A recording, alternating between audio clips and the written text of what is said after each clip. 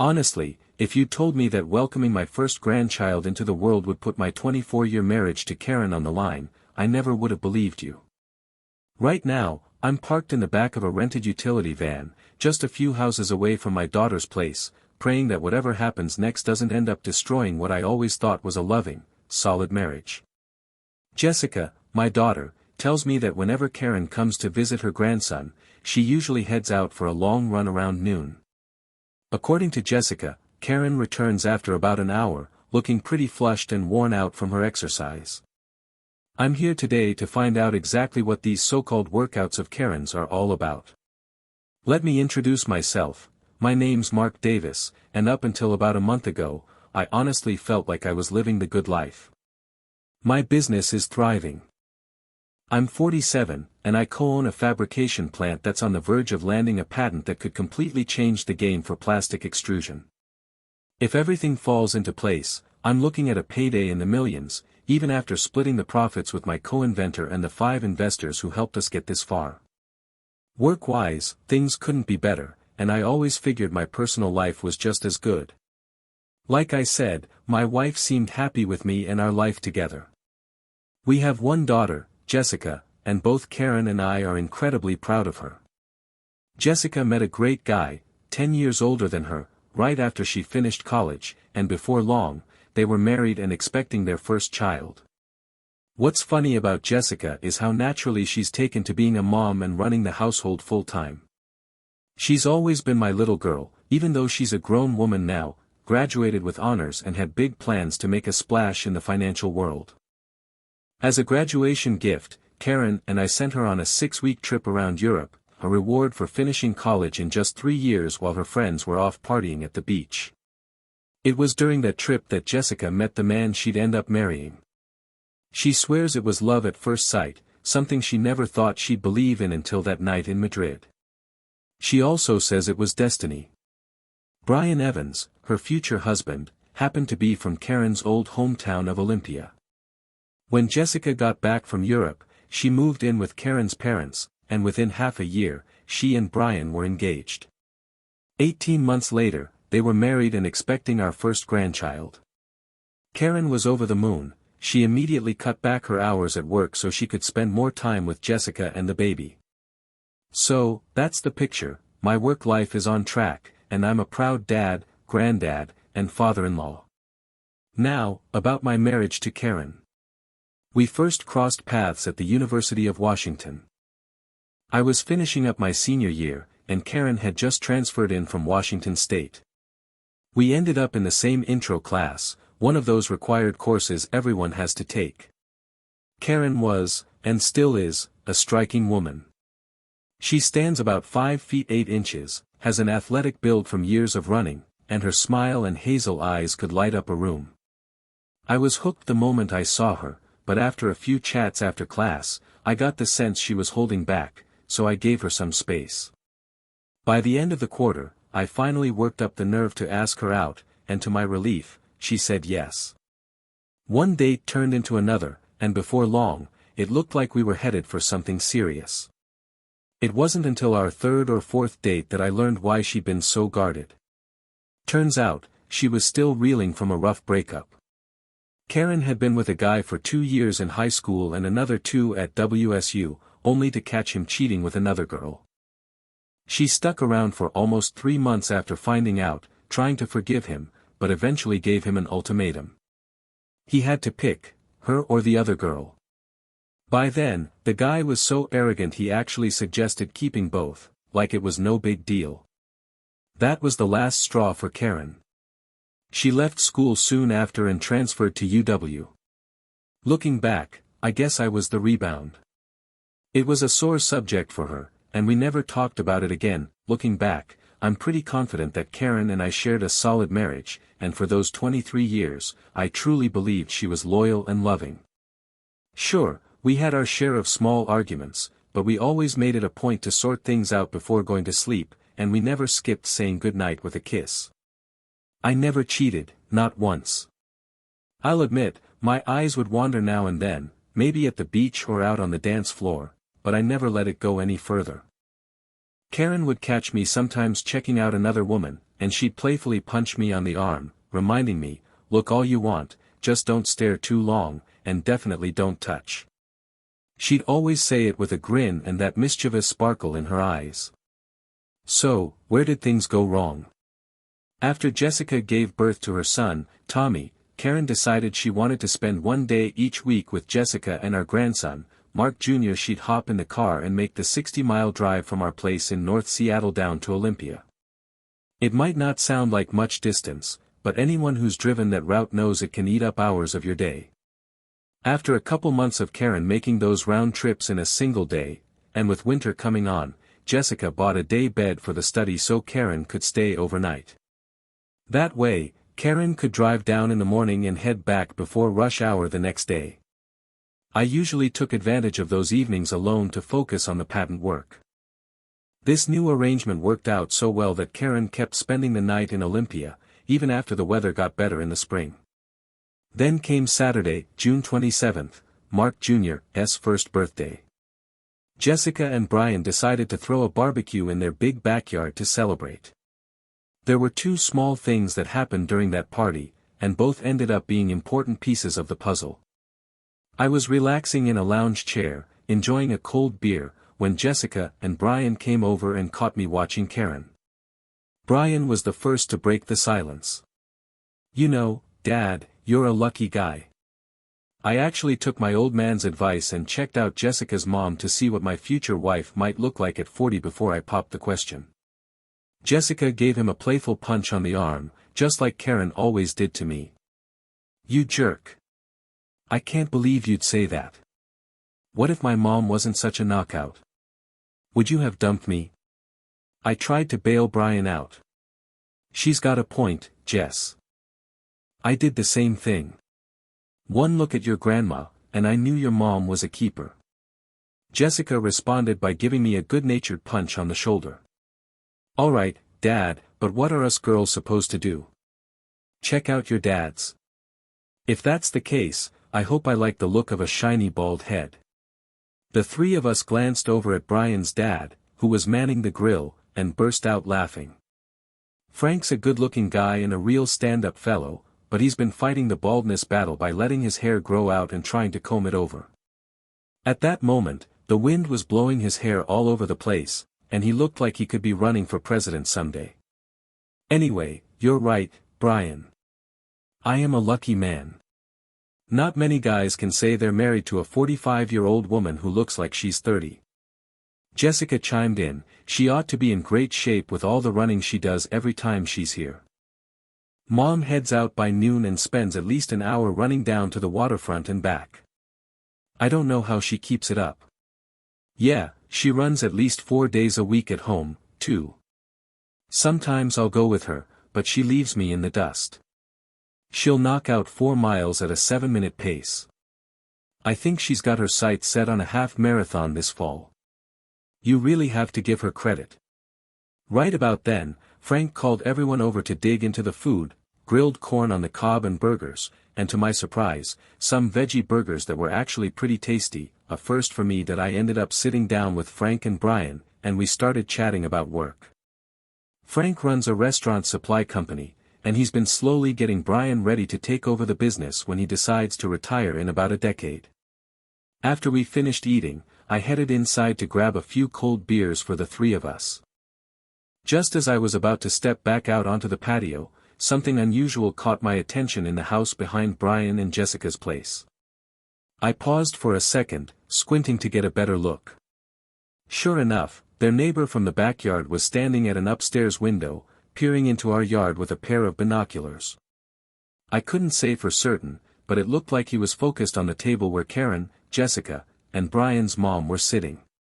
As I started to head back outside, the neighbor quickly dropped the binoculars and disappeared from the window. I turned to Brian and asked, "Hey, what's up with the guy living behind you? I just saw him spying on us with binoculars." Brian and Frank both grabbed their beers and shot me a look that said, "Are you serious?" Brian explained, "That's Alan Ross. He's a salesman for one of our main suppliers, and honestly, the guy gives me the creeps. Last year, We had a neighborhood watch block party, and even though he doesn't actually live on our block, he showed up anyway. Everyone thought it was a little weird. I've caught him staring at Jessica more than once, so I finally went over and confronted him. He recognized me right away, was surprised to find out we were neighbors, and apologized. He said Jessica reminded him of someone he knew back in high school. I let it slide, but it was definitely odd. I shook my head and said, "Well, I hope you keep your bedroom curtains closed at night. That guy's a real piece of work." Still, something about the whole thing nagged at me, like a faint alarm going off in the back of my mind. The afternoon dragged on, and by the time Karen and I made our way home, I'd pretty much forgotten about the neighbor. It wasn't until the next morning, while Karen was out for her usual run and I was sipping my second cup of coffee, that it all came back to me. I wandered over to the bookcase and pulled out one of Karen's old high school yearbooks. We keep all that sentimental stuff with the family photo albums in the den. I flipped through the pages, searching for the name Alan Ross, and to my surprise, I found a handwritten note in the margin. "Karen, these past 2 years with you have been amazing, and just like your favorite song says, we've only just begun. I can't wait for next year at WSU and all the years after. Your love forever, Al." That's when it hit me. Karen's old boyfriend was living right behind Jessica and Brian. Did Karen know about this? And if she did, why hadn't she mentioned it? My mind started racing with questions, and I couldn't stop thinking about it until Karen got back from her run and hopped in the shower. By the time she came downstairs, I had her usual fruit and yogurt smoothie ready. She had that fresh, rosy look she always gets after a good run, and honestly, she looked so beautiful that I almost lost my nerve. But I took a deep breath and decided to go for it. "Karen, do you happen to know an Alan Ross?" I asked. She answered so smoothly, it was almost like she'd been expecting the question. "Yeah, I knew an Alan Ross back in high school. We dated for a while." "Why do you ask?" Her response caught me off guard, so I decided to keep my cards close to my chest. "He lives right behind Jessica and Brian." Brian actually caught Ross watching Jessica and called him out on it. Ross said she reminded him of a girl he knew in high school. "Since Jessica looks so much like you did back then, I wondered if maybe you were the girl he was talking about." Karen just shrugged and said, "Maybe, but why bring it up? Did something happen?" I told her, "Not really, but I thought I saw him watching us from his house yesterday. It just struck me as a little odd, that's all." That's how everything snowballed to where I am now, sitting in this rented van, nerves shot. The first thing that set me off was when I went back into the den and noticed Karen's senior year yearbook was missing from the shelf. It hit me like a gut punch. I had to drop into my old leather chair just to steady myself and catch my breath. What in the world was happening? That's when Jessica's words from lunch the day before came roaring back into my mind. "Every day, Mom takes off for an hour to run." The thought of what that might really mean was almost too much to handle. My Karen, possibly with another man. Should I go straight to Karen and ask her? Or maybe talk to Jessica, or even hire a private investigator? I remembered reading somewhere that you have to ask yourself, would you be better off without her? The idea of Karen cheating was something I didn't think I could live with, but was I really ready to end my marriage over it? That night, I just didn't have an answer, not with so little to go on. I went upstairs, took a sleeping pill, and crawled into bed. I can't even recall if I kissed Karen goodnight, but I must have, since she didn't mention it the next morning at breakfast. The next couple of days were a blur, with work taking up all my attention. Our investors were in town on Monday and Tuesday, checking in on how the patent was coming along. There was no way I could juggle their questions and try to sort out my marriage at the same time. I figured I'd have time to think once the investors left on Tuesday afternoon. So, I put my head down and focused on business.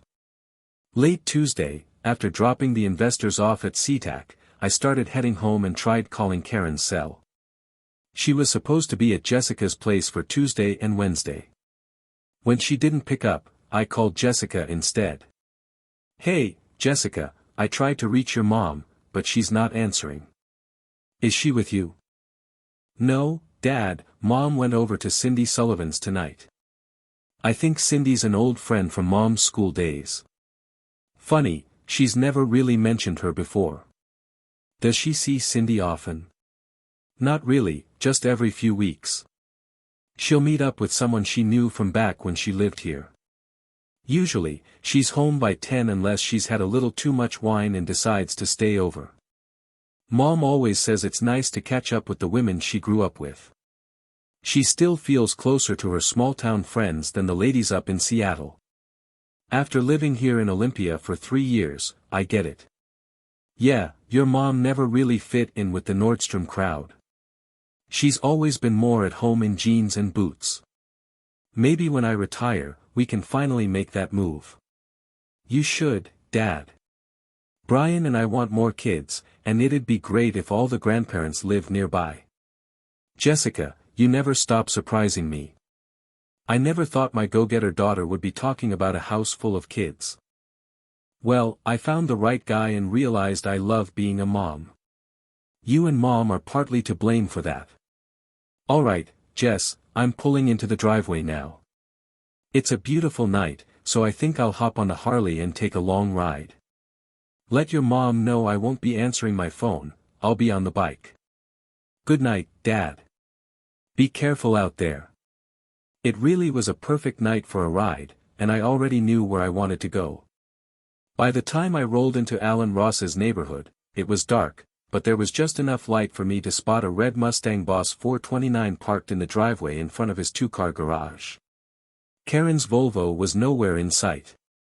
I was about to rev up and head out when something made me stop. The license plate caught my eye.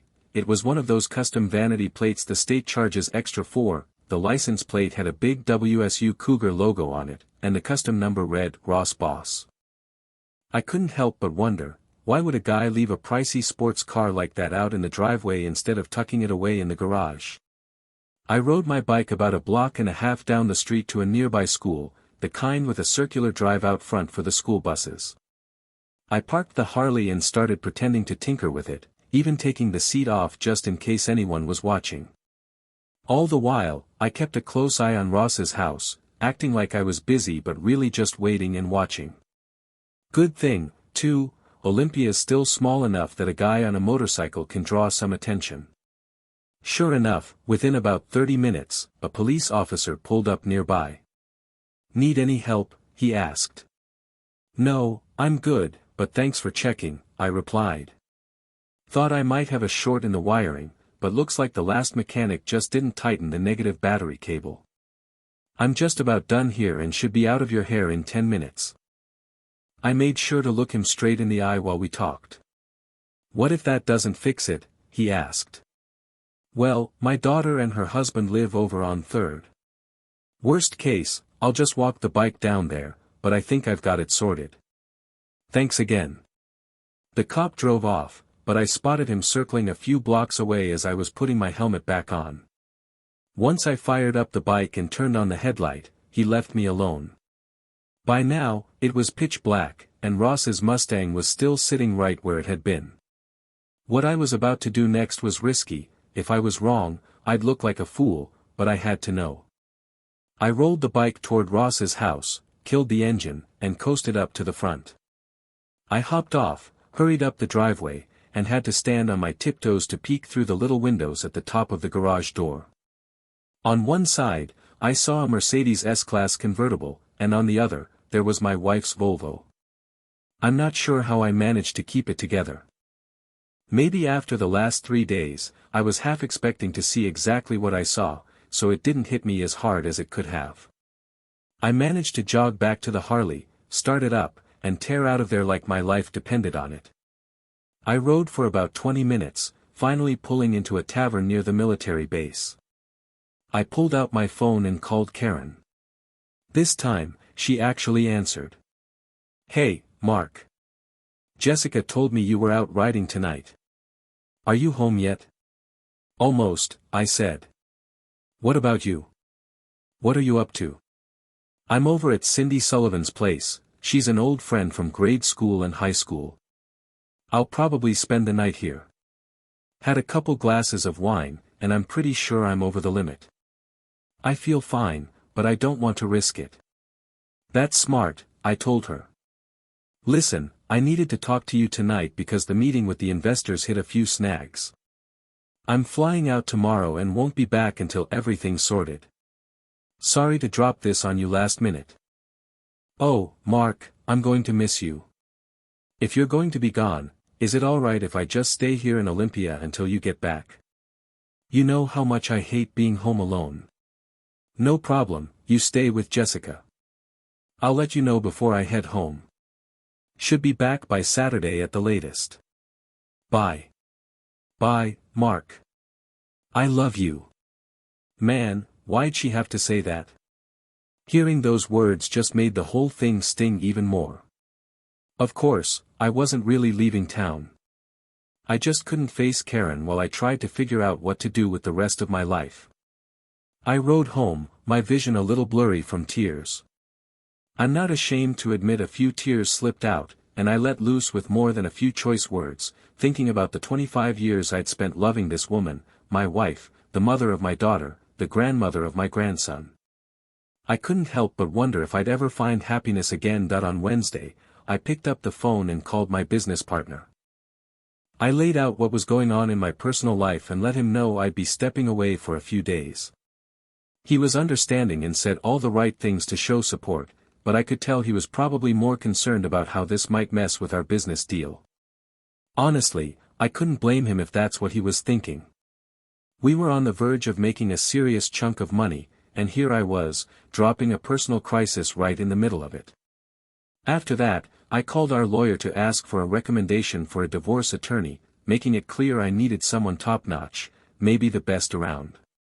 There was no way I was going to let a cheating spouse walk away with millions, only to have some other guy spending my hard-earned money on cars and whatever else. The attorney I got referred to understood the urgency and agreed to meet me that same evening.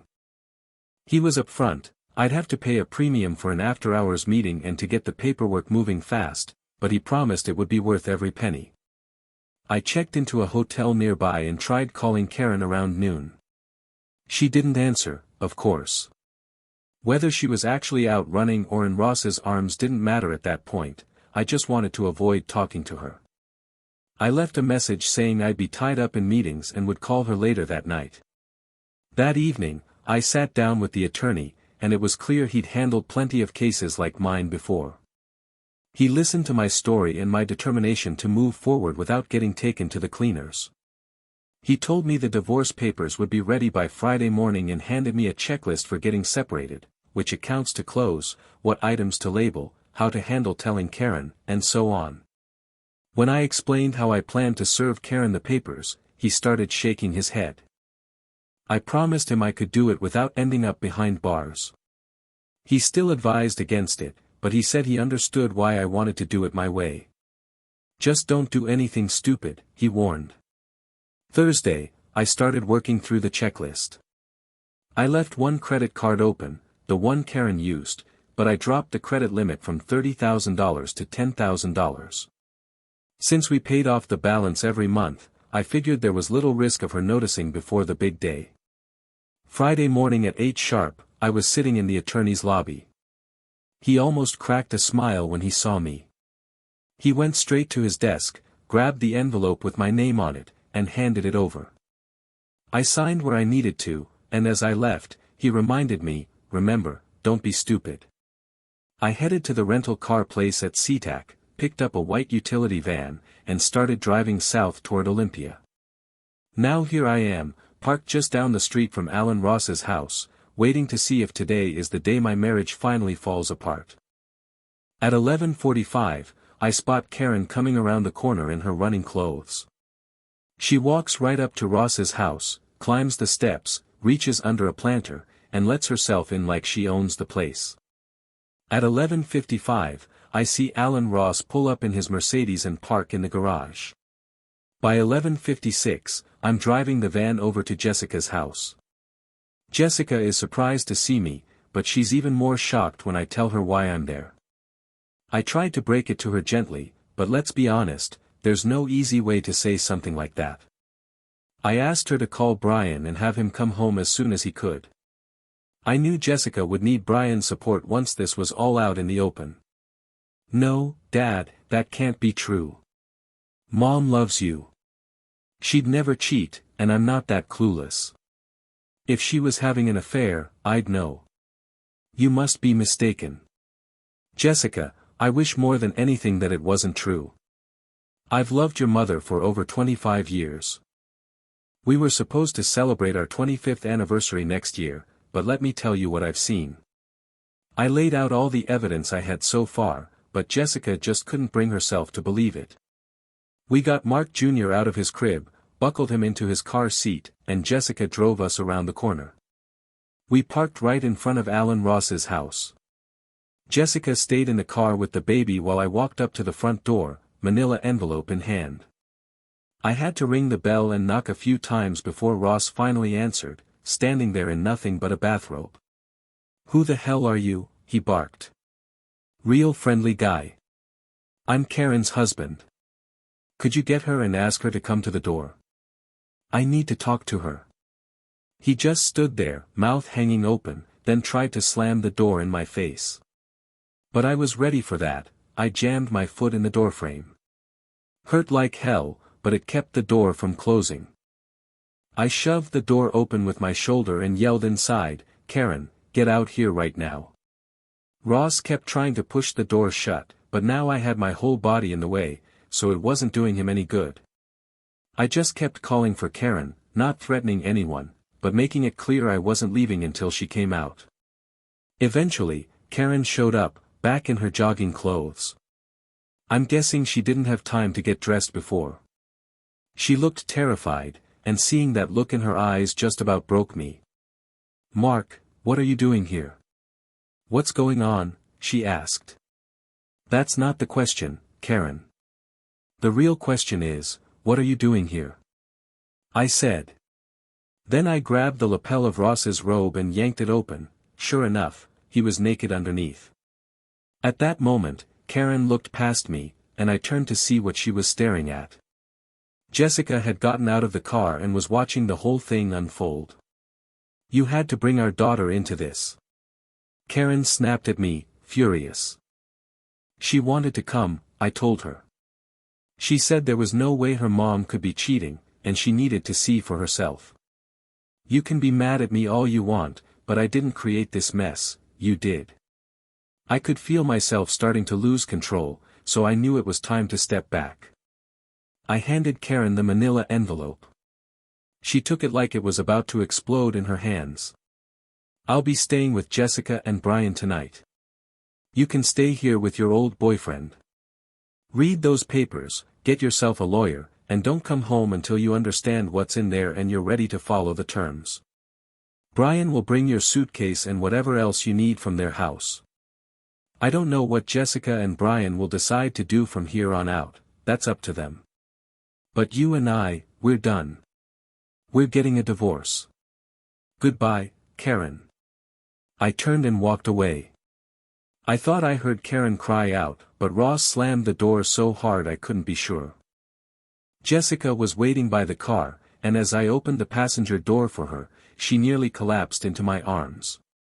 "Dad, I'm so sorry. You better drive us home." "I don't think I can do it," she said, barely holding it together. My life felt like it had hit rock bottom, but honestly, I don't think it compared to what Karen was about to go through. When Brian found out about Karen and Alan Ross, he was so angry he wouldn't let Karen set foot in their house or see her grandson for months. Jessica didn't fight him on it. If Brian was mad, Jessica was downright furious. I was there the day Karen called Jessica, trying to talk things out. Jessica let her have it, calling her just about everything except unfaithful, and told her she might never be able to forgive her for breaking my heart. Ross ended up losing the Taylor account, and after Frank Taylor called Ross's boss, he eventually lost his job, too. Ross blamed Karen for his streak of bad luck and ended up kicking her out. Karen moved back in with her parents. Later, Jessica told me that Karen's mom and dad weren't happy about the whole situation, but they knew Karen didn't have many options until the divorce and the money were sorted out. The divorce was wrapped up in less than 6 months. My team of lawyers made sure Karen didn't see a dime from the patent sale.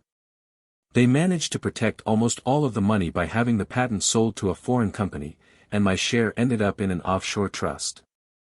Don't ask me to explain the details. It cost me a small fortune in legal fees, but it did the trick and kept the cash out of Karen's reach. She still walked away with a good chunk, half the proceeds from selling our house and half of our savings, but it was nowhere near millions. Not long after everything was finalized, I got a letter from Karen. She didn't really explain why she cheated. Maybe her reasons made sense to her, but they sure didn't to me. It was the usual stuff: empty nest, feeling lonely, needing closure with Ross. What she never explained was why she'd risk what I thought was a great marriage for reasons like that. Karen didn't handle her new life well at all. Losing her marriage, being cut off from Jessica and Mark Jr., and then getting dumped by Ross a second time, it all hit her hard. She started drinking and spiraled downward until her parents finally convinced her to check into rehab. I guess a lot of guys in my shoes would feel a little satisfaction seeing their cheating ex-wife get what's coming to her, and I'll admit, there were moments when I caught myself smirking at her misery. But the truth is, I loved her for so many years, always trying to protect her from pain, and it's not easy to just turn that off. I'm grateful for the support I got from my kids through all of this. I might have felt uneasy about taking Karen down, but when it came to Ross, I had no problem making his life miserable. I even got a kick out of some of the things Brian did, even after his dad got Ross fired. One night, Brian saw Ross in the backyard with a young woman. He called her over to the fence and asked her how it felt to be with a guy who slept with a married woman and then ditched her when she needed him. Brian laughed as the woman stormed out the side gate, and later watched Ross come outside, wine glasses in hand, looking around for his date. Brian pulled the same stunt a few weeks later when Ross was hosting a group of friends. He stood at the fence and asked the whole group what they thought of their low-life buddy. But the final straw for Ross came about a month later, when I was helping Jessica and Brian move to a new place. Jessica needed to get away from Ross, and with another baby on the way, they needed more space. Ross was out back mowing his lawn. I told Brian to wait a couple of minutes, then start recording with his phone, making sure to cover the mic with his thumb. I hopped the fence and started talking to Ross in a low voice, just enough to get under his skin. He got so worked up that he finally took a swing at me. Brian caught the whole thing on video. I was ready and managed to duck, only getting grazed. My first punch landed square on Ross's nose. I heard it crunch and saw the blood, and I'll admit, it felt good. My second punch hit him right in the gut, and he doubled over, puking all over the grass. I had to jump back to keep my shoes clean. While he was bent over, I grabbed his ear, twisted it hard, and whispered, "Next time, you won't be so lucky. Next time, you'll really get hurt." Ross was still hunched over when I walked out through his front yard. Somehow, his Mercedes ended up with a fresh set of scratches. Right after that, Brian and I headed straight to the police station. I told the cops that Ross had invited me over to his yard. I figured he wanted to clear the air or maybe apologize. But as soon as I got there, he took a swing at me, and I just defended myself. Brian backed me up by showing the officers the video he'd recorded. I filed an assault complaint against Ross. A few hours later, after Ross got patched up at the ER, he went to the police station to file his own complaint against me. In the end, it turned into a classic case of he said, and I walked out of the courthouse a free man. It's strange, you know. I spent my whole working life believing in the idea of win-win, always trying to make sure both sides walked away from a deal feeling good. But when it comes to divorce, there's no such thing as win-win. No matter how you slice it, it's a lose-lose situation, even if you think you're getting the upper hand on your cheating ex. Now, it's been 2 years since that gut-wrenching day I sat in that rented van, watching my marriage fall apart. I wish I could tell you I met some gorgeous 30-something who promised me forever, but let's be real, life doesn't work out that way. I had 24 amazing years with a woman I loved with everything I had. I've got 2 wonderful kids, yeah, I count Brian as a son, and now 2 beautiful grandkids. Money-wise, I'm set. You hear about so many guys getting screwed by the system, ending up in a tiny apartment while paying for a cheating ex's lifestyle. That's not me, thank God. I've got enough to live well and even travel. Right now, I'm spending a month riding a Ducati through Italy, even caught the MotoGP races in Misano. But as I sit here, sipping an espresso at a cafe in Florence, I have to fight back tears. Karen and I always dreamed of doing this together, touring Italy on a motorcycle, no schedule, just the 2 of us. Now I'm here alone. Karen eventually finished rehab, but she's still living with her parents. Jessica and Brian only let her see the grandkids for an hour a month, and honestly, I think Jessica does it to punish her. She still hasn't forgiven her mom. I keep asking myself how Karen could do this to us. Life isn't like the movies, where everything gets wrapped up neatly before the credits roll. It's more like a Joseph Conrad novel, messy, confusing, and the good guys don't always come out on top. I finish my coffee, put my helmet back on, fire up the bike, and ride off into my own heart of darkness. That's all for today's story. If you enjoyed it, I'd appreciate a thumbs up and a comment below. Your support really helps the algorithm get my stories out there. And if you're new here, don't forget to hit that subscribe button, it means a lot and helps me keep sharing more stories with you. Thanks for watching, and I'll catch you in the next one.